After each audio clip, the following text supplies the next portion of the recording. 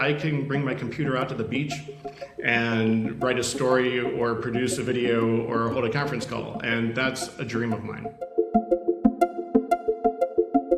They're all over your socials, posting their sea swims after work on a Wednesday afternoon and their aperitifs in the sun in March.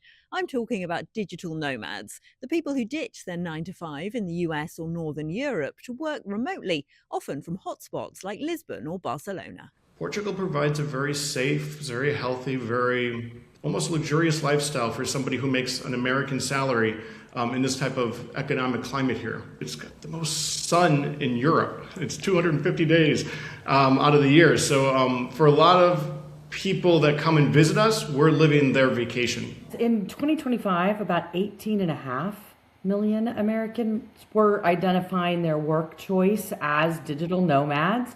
That's about 12% of the US workforce. The number itself has grown about 150%, a little over that, since 2019.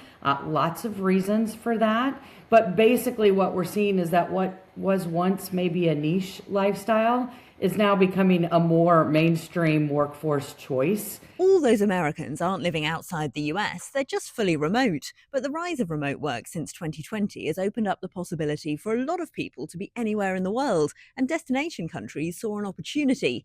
Dozens of countries now offer special visas for remote workers who earn above a certain amount from foreign employers. The idea is they spend money without competing with local workers for jobs. Some visa schemes offer tax breaks or even a path to citizenship. For Americans, Spain and Portugal are some of the most popular. The Portuguese government, especially 2.5, 3 years ago when we came, kind of rolled out the red carpet for us, so to speak. We were able to get a visa that turned into permanent residency and, a pathway to citizenship. Portugal was quite early on to introduce digital nomad visas and to be really welcoming to these remote workers. And that has been quite successful for Portugal because over time it has created communities, especially in businesses like IT, technology. But before you pack your bags and look forward to a lower tax life in a city where the rent is half what you're paying at home, there are some pitfalls. Remote workers can fall foul of visa requirements, tax rules, and other complicated bureaucracy. It's very, very confusing to move from country to country and do work that way. And the determination of the taxing authority, whose rules am I following? Those are really hard problems, and a lot of people can get stuck trying to figure that out. The biggest issue is tax residence. So if you spend enough time in a country where what is called center of your interest is, and it moves to a different country, you may not be aware of that. But what that means is that it also triggers tax liability for you. There's also a backlash against remote workers. In cities like Lisbon, Madrid and Barcelona, protesters say foreign digital nomads earning much higher salaries than locals are pushing up the rent and exacerbating a housing crisis. In Lisbon, average rents rose 200% in 2 years, ranking it Europe's least affordable city in surveys. It's because of people in my socioeconomic status in the country that I come from, which is causing rents to go up. It's causing not even just the price of food or the price or the quality of things. It's local Tascas, the little cafeterias next door to my house, closing down for a third wave coffee shop, right?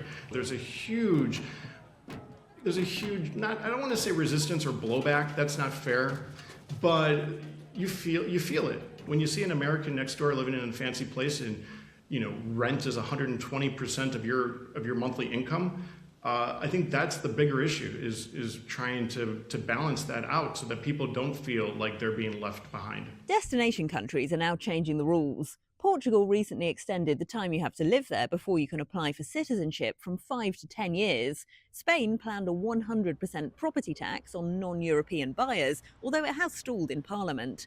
These kinds of moves might put off some digital nomads. And of course, in any new country you live in, you have to adapt to a new culture and often learn a new language. You can see them in immigrant Facebook groups across the board where people are complaining. I came here with $1,000 a month income, and I moved to a little village, and I expected them to treat me like a king, and guess what? My neighbors just don't talk to me. Portuguese is a hard language. I don't know if I like bacalhau every single day for dinner. if you're not willing to kind of deal with the little idiosyncrasies of a different culture and the culture shock, right, of living in a new place, you're not going to be a happy camper. Legal changes could send digital nomads to new destinations, while some of their employers at home are trying to get them back in the office. But the trend of working on the move may be harder to reverse. Flexibility and right to work is from a different destination is more perceived as an employee right rather than employee perk.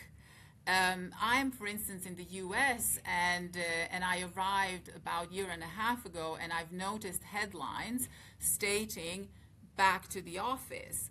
But then when I speak to those companies, I find out that the reality is much more nuanced. I think it will only become more popular. I do think that the generational trends we're seeing are